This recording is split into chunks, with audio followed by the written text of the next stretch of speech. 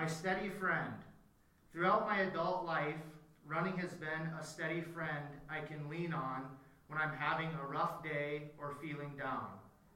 But it's taken on new meaning for me since Mike passed. Now, running is what gets me out of bed in the morning. It helps me eat and sleep. It pumps me with endorphins. Sometimes it's hard to cry when I'm running, especially if I'm doing a really intense workout. So in this way, it provides relief from loneliness and grief. Other days, running gives me the space and time to cry in a way that's cathartic and meditative. And with that being read, I want to welcome you back to the 127 Fit podcast. Today's guest is an ultra runner, community leader, president of Pikes Peak Roadrunners, assistant vice president of communications at Colorado College. She is also a constant explorer and learner. Today's guest is Stephanie Wurtz. Stephanie, I want to welcome you to the 127 Fit podcast. Thank you so much for having me. Yeah, absolutely. So Stephanie, I just want to kind of kick things off with just a little bit of a warm-up. So is there a favorite book that you have or that you gift often? And if so, what is that book? And then is there a current book that you're really enjoying reading? I'm so glad you started talking about books because I am an avid reader and love book recommendations and always trying to find, explore new books. My favorite book, it's hard to pick. I love a variety of different genres and things like that, but a book I oftentimes recommend is Shantaram. Okay. It's really long. It's a big commitment. And it's pretty intense, but it's a great book. Now, is that a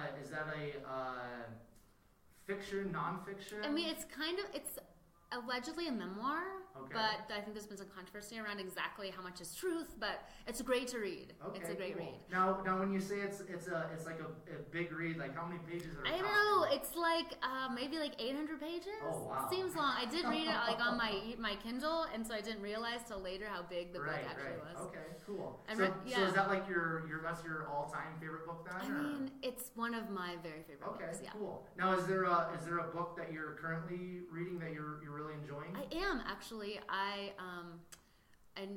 one of those books where I miss reading, like I miss the characters when I'm not reading it. It's really good. It's called The Signature of All Things. Okay. And cool. It's also a novel by Elizabeth Gilbert, and okay. it's like fiction about a botanist, and it's really Sweet. good. All right, good deal. Thanks for sharing that. Mm-hmm. Now, is there a favorite quote or mantra that has played a significant role in your life up to this point? You know, I bounced around a lot with, different mantras and sort of personal statements in my life. And what I use a lot when I'm running is head up, heart strong. And that's kind of an easy mantra when I'm pushing through running or biking or something that's challenged. It just reminds me to really keep my focus. And I like the sentiment of like having a strong heart and just kind of looking ahead. Cool. So head up, heart strong. That's very cool. Now, I don't know, are you into podcasts? And if so, do you have kind of a go-to podcast that you really enjoy listening to? I've just in the past year or so been getting into podcasts. Okay. And this is a great one. I've gotten recommendations almost every time I travel. I ask people for them, and so I've really enjoyed one connected to running called the Morning Shakeout podcast. The Morning Shakeout? Yeah, kind of like a shakeout run. And then I really enjoy one called Reply All, which is totally unrelated to running, but really interesting. Those are two of my go-tos. Awesome. All right, so let's transition a little bit because you're a woman that is super busy, and even our time this evening, it's been about a month in the making. So I'm glad I finally ran you down and caught you. So now let's talk about kind of the assistant vice president of communications at Colorado College. What is kind of the day-to-day entail for you with that, and just kind of maybe explain the details of that if you don't mind. Sure, yeah. It's at Colorado College, which is in downtown Colorado Springs. It's a small private liberal arts college. It's a really fun, vibrant, energetic place to work. A lot of energy and, the college kids there. So what I do is I oversee the editorial wing of our communications office. Okay. So we do we put out a magazine, and we do a lot of stuff for the web and work with admission and the fundraisers in our institution and things like that, providing materials. So I do a lot of writing. I love the job because I'm out and about. I'm like working all over campus with committees and students and other offices. So kind of out, I primarily focus on big picture strategic planning. So kind of looking at the vision for the college, trying to connect people in a strategic way with cool stories that are happening. It's a really exciting place to be. So there are lots of fun and really innovative things happening there. So Cool. we try and dig up those stories and tell them in a variety of ways. Now, in order to have a position like that at a college, what type of education does it take to have a position like that? I'm assuming you have the bachelor's degree, and then is it like you have to have like a master's degree and doctorate as well, or kind of what does that kind of look like? Yeah, in my role, I have a Bachelor of Journalism. So I was a news reporter and broadcast journalist, was my initial foundation. And then I also got my Master's in Strategic Communication, Okay. which helped, fill the gaps, I think, in that communication strategy piece. So those are the things that I have. Okay, Yeah. cool. Very cool. Thank you for sharing that. Mhm. So let's kind of start talking about your athletic background. If you don't mind sharing with myself, Stephanie, and the listeners, where did you kind of grow up?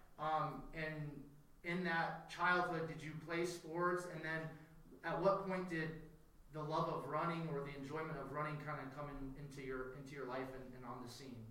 I grew up in the Midwest. I'm from Kansas City originally, Okay. and always like an active kid with sports and with like academic stuff and just kind of all over the place. Like I said, it's I think my nature to just constantly be doing things or learning new things or trying out things even if I'm not that good at them. So I did, basketball and volleyball, and my dad was a college basketball player, and I'm sure disappointment because I had no real basketball skills.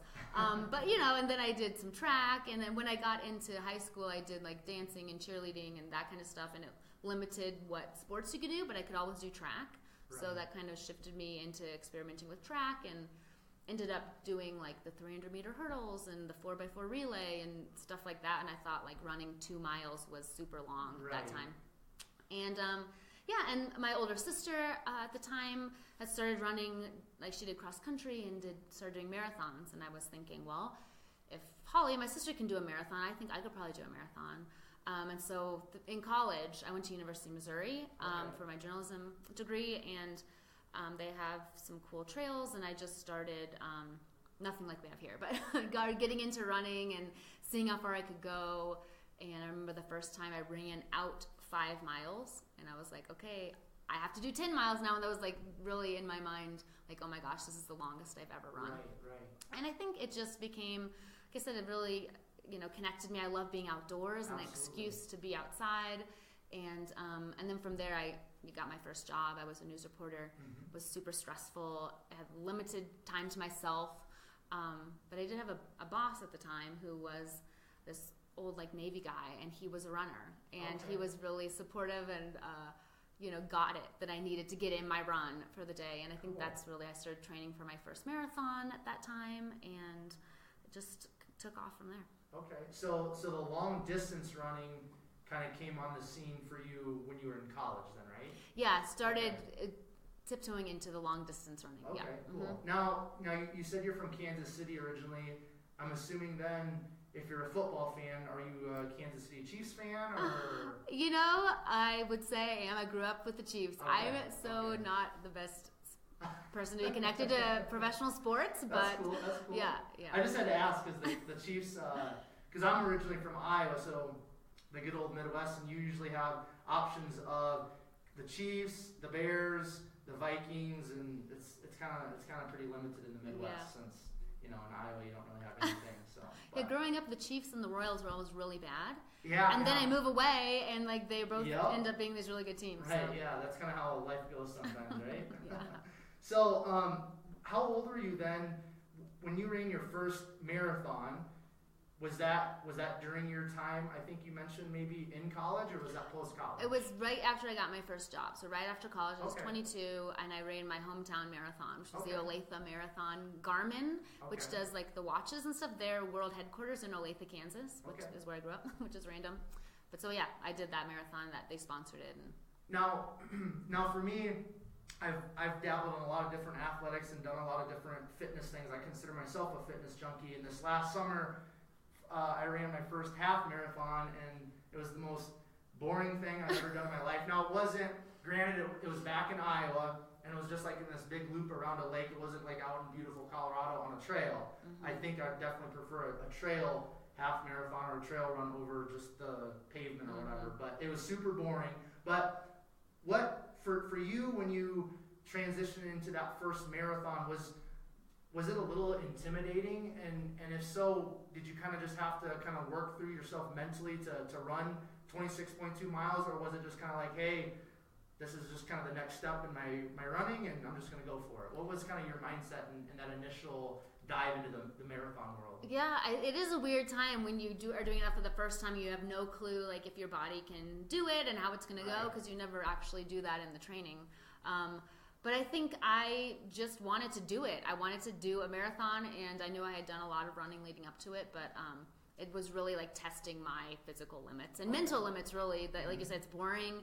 You're suffering for a really long time, and the marathon I did, that one was very sparse as far as cheering and things like that. So it was a mental test, and I'm stubborn, and I thought, I think that helps with distance running because you put your mind to something and you got to just finish it out. Absolutely. So, yeah. All right. Cool.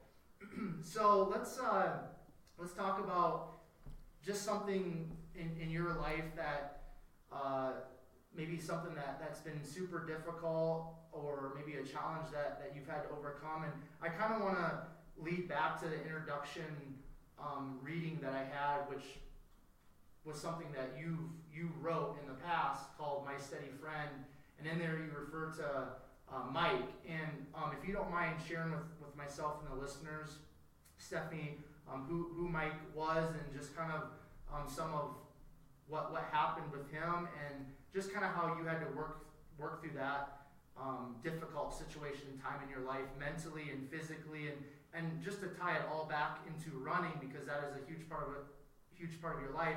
How did running kind of be that? How was running kind of that outlet for you during this time of your life with Mike passing away? Mm-hmm. Yeah, there's a lot there, but I would say, so Mike, I was married to this wonderful man named Mike Shafai, and we met through running, and he was my biggest supporter and cheerleader, and a great athlete himself, did Ironmans and marathons, and was in wonderful shape.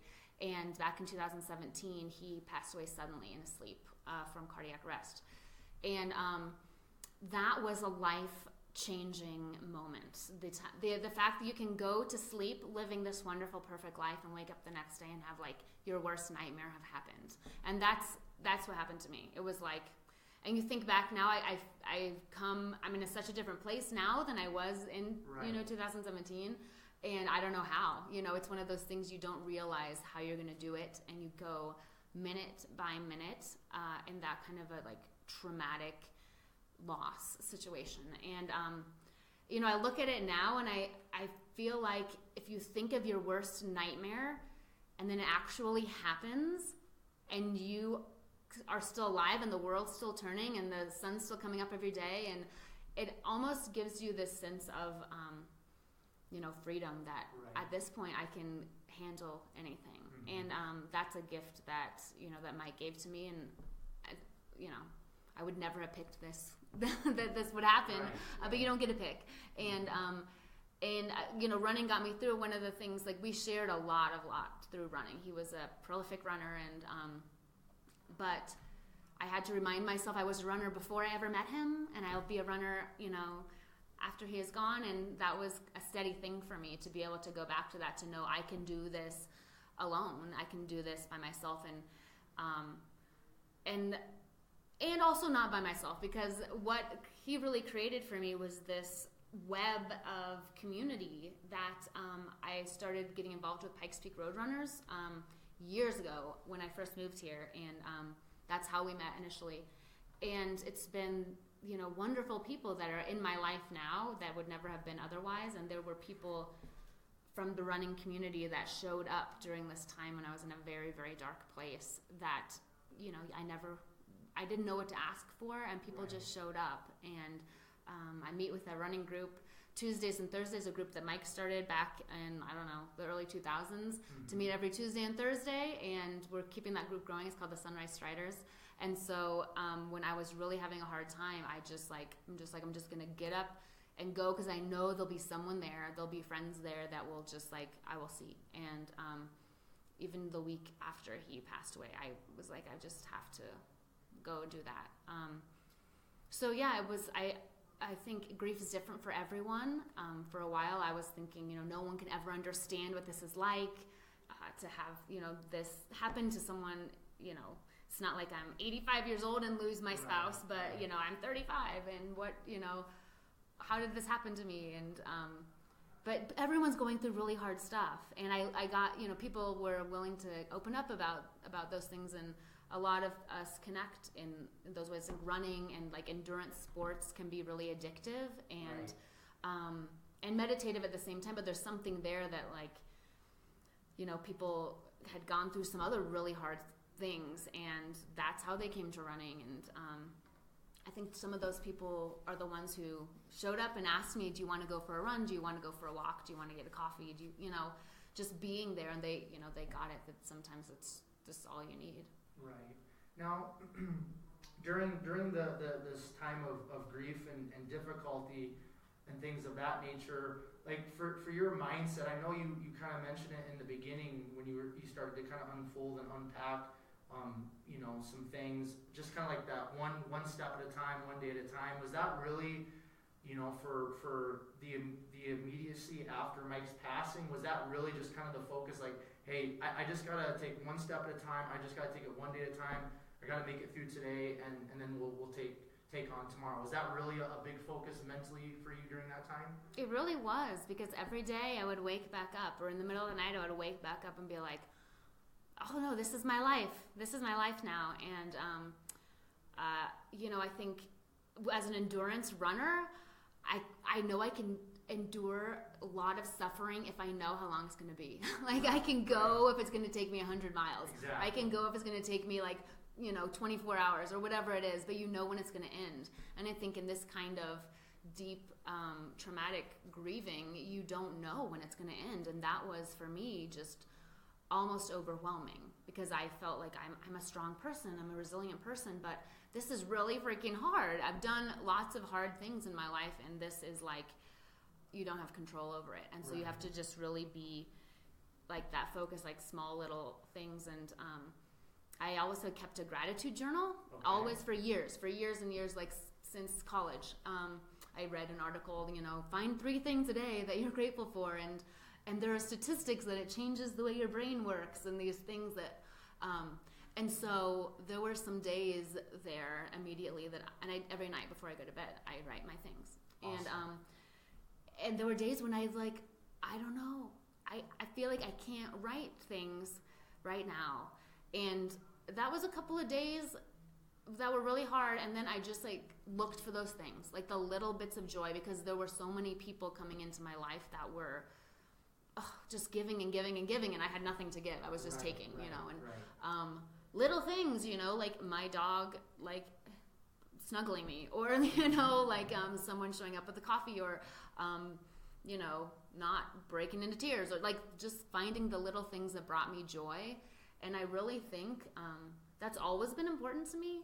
But I think when you're in a really dark place and things seem overwhelming, you got to find those things. And my daily run, or seeing the sunrise, or getting out on my bike when it's 60 degrees in February, those things are things to be grateful for. And I had to remind myself to go back to those things. Beautiful. Now, before we move away from this specific conversation, is there like one lesson, one life lesson, one big thing that you took away from this experience with Mike's passing that you've continued to kind of hold on to and apply to your life in the years after?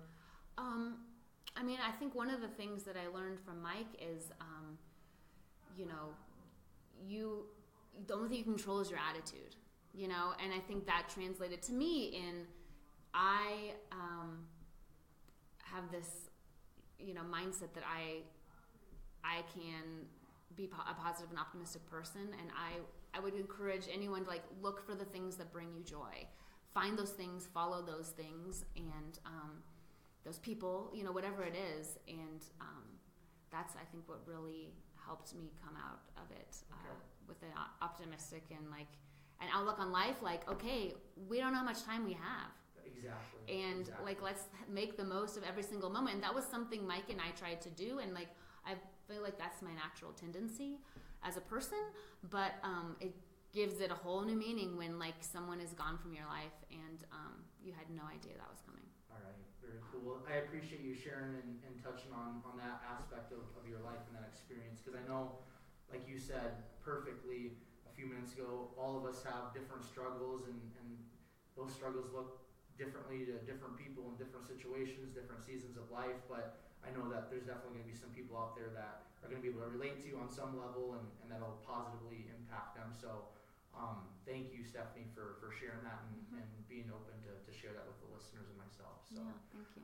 So let's transition then into you being a constant explorer and learner. What are kind of, I mean, we know what an explorer is and a learner, but for you, because that's something, part of the introduction, I kind of asked maybe something fun or unique about you that I could write down to introduce you to the listeners and to the podcast audience, and those are two things that you kind of mentioned, hey, I'm a constant explorer and learner. So what does that mean to you, and what does that look like in an everyday sense for you in your life?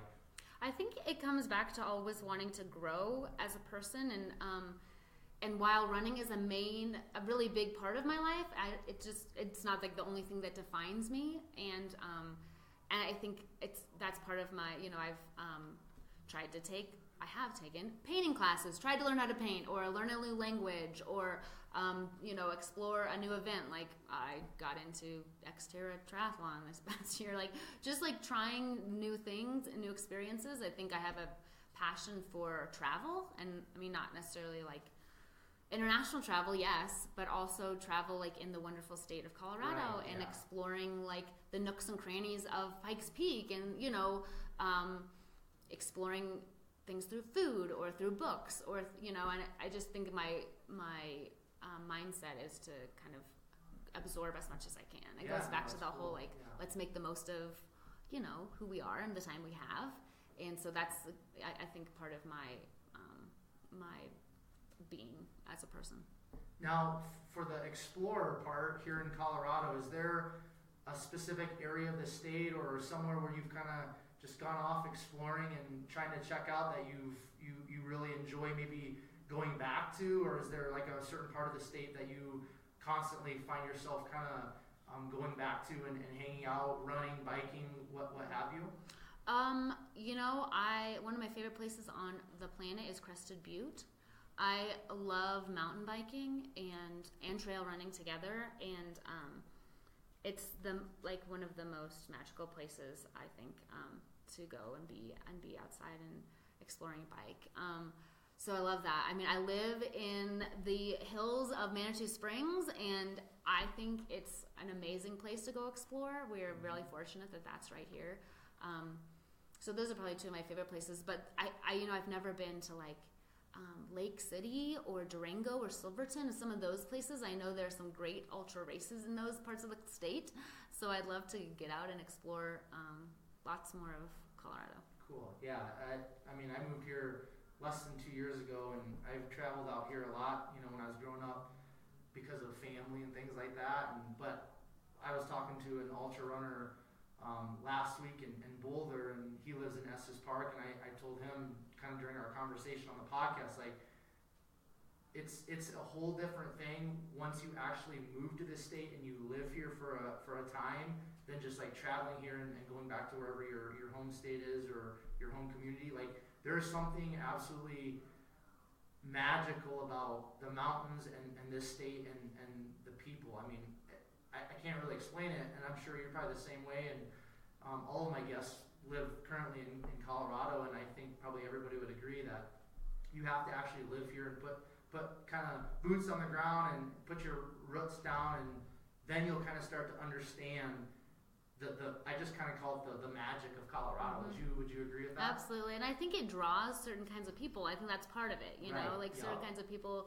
who are wanting certain kinds of things move to Colorado and want to live in Colorado, and that's part of the magic of it. Now, you being a resident of Manitou Springs, are you an incline junkie? Because I follow a lot of people on Instagram that are ultra runners and Spartan obstacle course racers and just, you know, fitness junkies like myself, and there's always at least once a week or every other week like a selfie at the top of the incline. So are you a participant in all of that? Yeah, or? You know, I can run to the incline from my house and cool.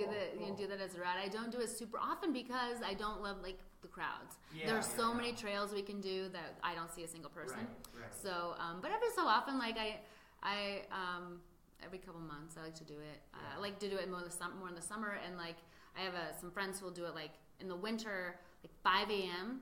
It's a great time to go. Weekday, 5 a.m. You know, no one else is out there. Yeah, very cool. I just had to ask that because, you know, you got to do it. The incline comes up often in some of my conversations on the podcast, but then also just Instagram. It's definitely kind of the cool place to take a selfie at the top. So it is. All right, so let's talk a little bit about your athletic career after that first initial marathon, because you're an ultra runner. You're the president of Pikes Peak Road Runners Club. You mentioned mountain biking and getting into some of this Xterra stuff. So let's just talk about. I want to talk about one specific thing, and that's the Lead Woman series. And if you, for myself and the listeners, Stephanie, want to kind of share what that is.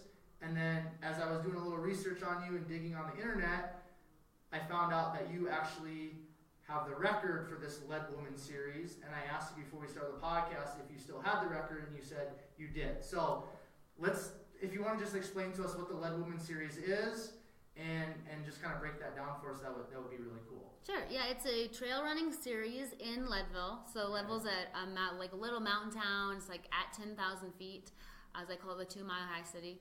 And so it's a series that goes out throughout the summer from June, July, and August. So in those 3 months, you do a trail marathon, a 50-mile run or bike, a 100-mile mountain bike, a 10K run the next day, and then the next week you do a 100-mile run. So that was my, I wanted to someday do a 100-miler, and that was kind of my goal, and I figured doing the series would help me train, you know, get me up at elevation, help me train for that 100-miler. So that was what I did. So, okay, so that's a lot of stuff. Now, was this spread out like throughout a month or 2 months, or what was kind of like let's paint the picture for us, like kind of like how long of the series lasted? Yeah, I mean, I think the series itself, so I started training for it, like I did a marathon in March out in California, a Super Hilly Trail Marathon. That was kind of the kickoff of my training. And then I went and ran the Grand Canyon, the rim to rim to rim, which is like a 44-mile trail run. And it's kind of hard in Colorado to train for early spring races because of the weather. So those were some good opportunities for me to train. And then the series started in mid-June with the marathon. And it was, you climb up over a mountain and you're in snow, and like so that's in June, mid-June. A month later is the 50-mile run. Okay. So that's in mid-July. It was hot and dusty and totally different then. And then in the first week of August, like August 8th or whatever, is the 100-mile mountain bike ride. It's brutal. I was actually most concerned about that because I thought I would crash. It's 1,800 riders, like going on this single track stuff. I was really scared. So I survived that. That's on a Saturday. The next day, on the Sunday, you run a 10K. Just to like get your personal slowest time in a 10K. Right. And then the week later, so you basically have like 6 days of recovery from the 100-mile mountain bike ride, and then you run the 100-mile run. It starts at 4 a.m. on a Saturday morning. And that was my summer that summer. And I mean, again, I love trail running. Yeah. I just really love being out and about in the mountains. So it was a good excuse to do that. Right, exactly. Yeah, it's your jam. So if something's your jam and you're passionate about it, even though it might be super difficult or kind of crazy to outside people, if it's your jam and you're passionate about it and you love doing it, then it's not really that crazy to you personally, right? It's not. And I think, when I started the 100-mile race, I'm like, hey, this is just a day for me to go out and spend all day running around the mountains. Right, yeah. And to be honest, if you live here and you run in these circles, it becomes not that strange. Exactly. Everyone's doing 100-mile races, and you feel like a wuss because you only did the one, and there's just this weird shift of perception. Yeah. Well, I've run a half marathon. Even though I live out here, I'm not. I interviewed an ultra runner a couple weeks ago, and he's like, "Dude, my whole goal is to get you to run, I don't know, like a 50K." I'm like, "Dude, no way, man!" Like, I'm not even gonna run a normal marathon. I never say half never. Half marathon. that was enough for me. But I know you're right. Never say never. Never say never. Especially out here in That's right. the magic of Colorado. Mm-hmm. So, mm-hmm. All right. So what's the longest race that you have participated in regards to running? The Leadville 100. Leadville 100. It took 23 and a half hours. Wow. Okay. Yeah. Mm-hmm. And then that specific race, did you win that race for the females then? Or? I came in 4th, I think. Okay. For that, but the record is for like the whole series, exactly, so it's the course of that. Yeah. Okay. And so then, and it might be the Leadville 100 because I know that's a pretty prestigious race. But then what's been the hardest race that you've run in or participated in? I mean, gosh, I mean that's right up there, definitely. Though I will say, like the 100-mile mountain bike ride was almost harder for me because it was at that. I mean, just since then I've mountain biked a whole lot more, and I feel like I'm a much better rider now than even then. But it was like the fear of crashing and really hurting myself and not having a whole lot of experience. I mean, both of those races, once you get like hit mile 50, I've never gone any further than that running, right. So it was like I have no clue how this is going to go, and it was the great unknown. So I think that kind of plays with your head a little bit and made those hard. I mean, I did the Ironman several years ago, and at the time I would have said that was really, really hard for me. But I think the 100-mile run's probably the hardest. Okay, cool. So overall, Stephanie, what does running mean to you, and what does it provide to you or for you just in a day-to-day sense? It's so much, but I think a couple of main things for me is it really is my life is really busy and hectic, and I for the most part appreciate that, and I like being busy and trying lots of things and doing, being really active, but it provides a little bit of quiet for me, and just even though I'm running, it really is a way to slow things down, to disconnect, to just be, whatever I need that day. Let's sort things out in my mind. On the flip side of that, it also provides this wonderful community of people, and I can, some of the best friends in my life I've met through running, and we share things through running. So I think it's those two things. Also, when I talk about like being a perpetual explorer, being in a certain level of fitness allows you to go to places running or go to places on your bike that most people would never be able to see or experience because they're not training all the time, so they're not physically even able to get there. And so I think that's been a really added bonus of being a runner and an athlete is you can experience these things that really few people will get to see and do.